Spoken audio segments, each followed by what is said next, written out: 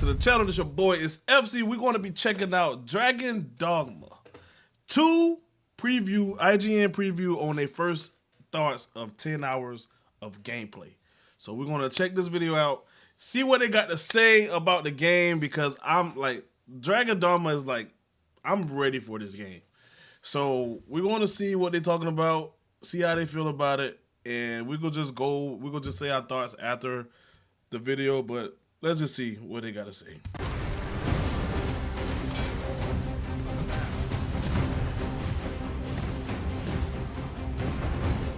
I thought it would be a simple side quest. The owner of an apothecary enlisted my help to find his lost grandson who had been taken by wolves. As I followed the trail, I heard a screeching noise from up above. Are we ignoring the enemy today?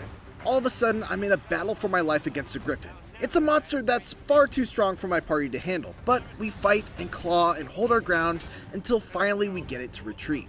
I breathe a sigh of relief, then set up at the nearby camp and sleep till nightfall. That sleep is then interrupted by the same griffin back for revenge. That fight somehow boils over into another battle with a white, who proceeds to beat me within an inch of my life before I finally take him out, just as the sun rises after an epic 20-minute battle. Man, 20 minutes? I'm not sure what.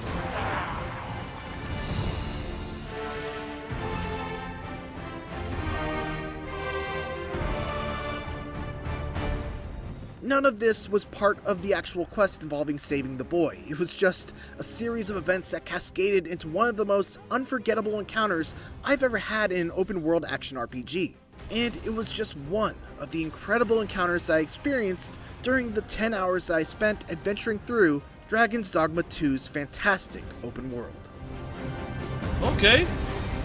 That was a pretty decent intro. I mean, he was getting that's a pretty decent intro at first. He was getting me with the voice, but don't get Dragon Dogma.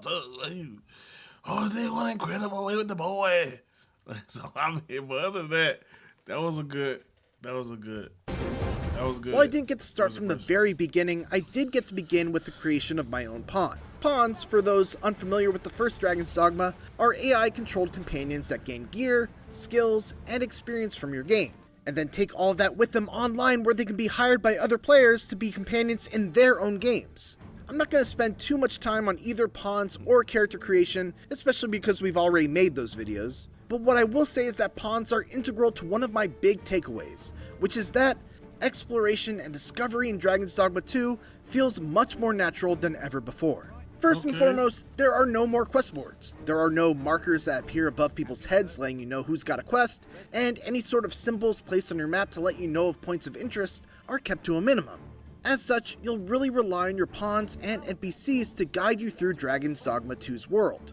NPCs will, more often than not, be the ones to approach you with opportunities for side quests as opposed to it being the other way around. Say, you wouldn't happen to have seen a pretty stone? You there!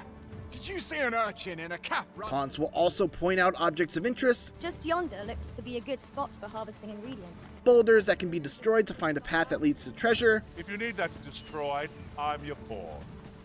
Shall I assist? or if they already have knowledge of a quest from their owner's game, they will straight up lead you to those quests if you give them the go-ahead. All of this leads to a style of exploration and adventuring that feels very organic and appropriately rewarding. Wait a minute. Okay. So overall, like one of my NPC characters that I got, I can turn them into a pawn, and then I can get other people pawns and have it in my game. Huh. I didn't play the first Dragon's Dogma, so I'm a new fan. I'm a new fan to the franchise, so okay. That's pretty cool. Very much in the same way that Elden Ring and the two most recent Zelda games do.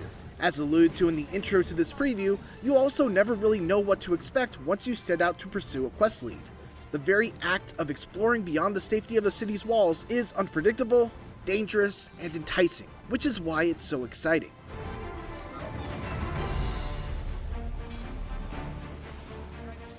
Over the course of my 10 hours, I got to play with a total of 5 vocations: Fighter, Mage, Okay. Warrior, Okay. Sorcerer, Okay. and Trickster, Okay. which you can watch a whole other video all about. Unlike the first game, which had you unlocking advanced vocations simply by leveling up the base ones, the 2 advanced vocations were actually unlocked via a quest. After visiting the Vocation Guild, I was given a quest to retrieve a greatsword and an archstaff, and after doing so, I unlocked both the Warrior and Sorcerer vocations. I don't know if all of them will be unlocked this way, and I didn't get a chance to unlock any of the hybrid ones, like Mystic Spearhand or Magic Archer, but I definitely like the idea of not having to grind vocations in order to unlock others. My personal favorite of the vocations I got to try was by far the Warrior, who maintains the fantasy of being the great sword-wielding badass that brings giant beasts to their knees with just one charged strike, but also adds a few more tricks to their repertoire. Director Hideaki Itsuno heard feedback that the Warrior didn't feel like a super viable vocation in the first game, and thus worked hard to give them some new elements to bring out their strengths. For starters, we've jacked up the Warrior's offense and destructive power, to the point where it's unfair. In exchange, its abilities take a little longer to execute. This makes the vocation somewhat difficult to use, but that's where the tackle comes into play.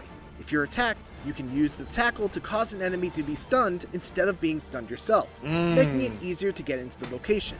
The tackle he's referring to is a new ability called Barge that allows the Warrior to execute a quick shoulder bash, even while they're charging an attack, to interrupt and potentially stun any enemy that's trying to stuff their attack. The vocation, after all, is built around being able to charge up massively powerful attacks that deal humongous damage, so this small change goes a long way in making it a little easier to get those big shots off.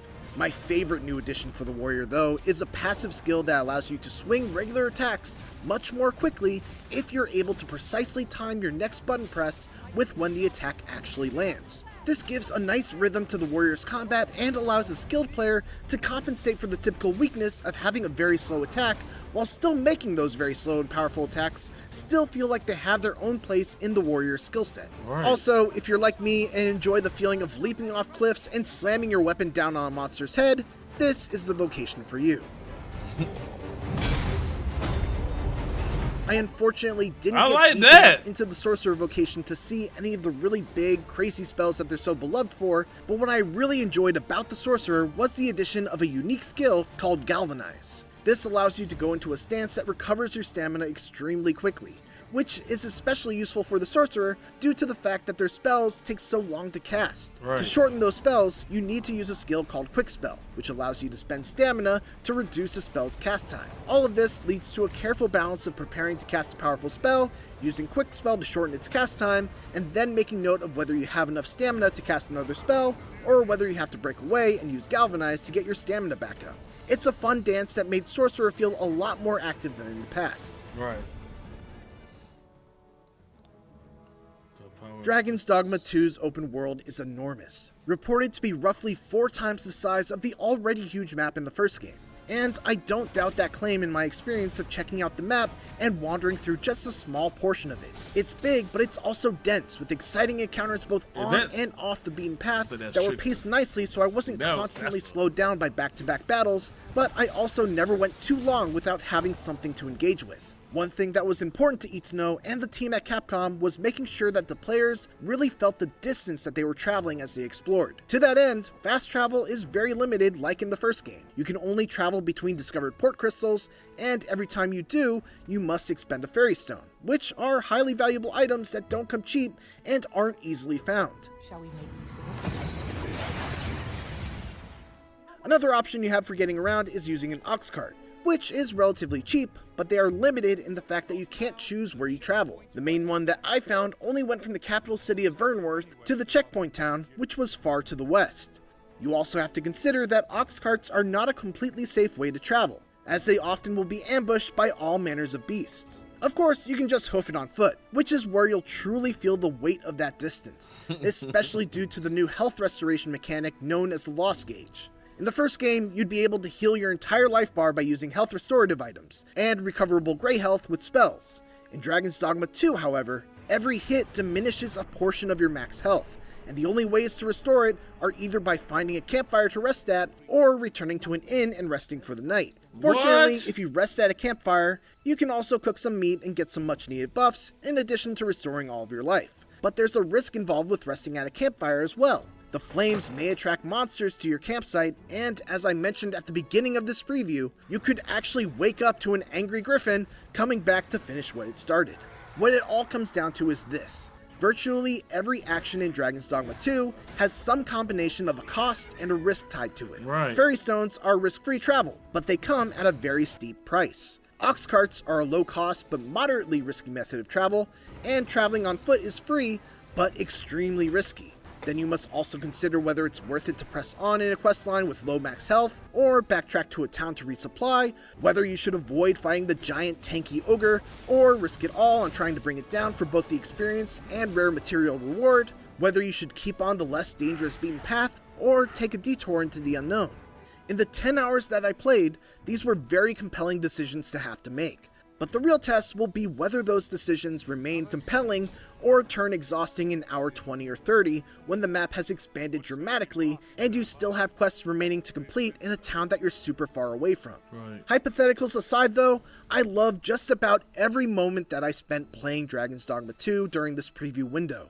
It doubles down on everything that I loved from the first game, makes some smart improvements to the way quests are handled and how you explore its giant world, and the little taste that I got of the vocations is a tantalizing reminder of why Dragon's Dogma is one of the best in the genre when it comes to delivering on the various power fantasies tied to the classic RPG archetypes. Even after all I played, I still feel like I just scratched the surface on what Capcom has in store for players when Dragon's Dogma 2 releases on March 22nd.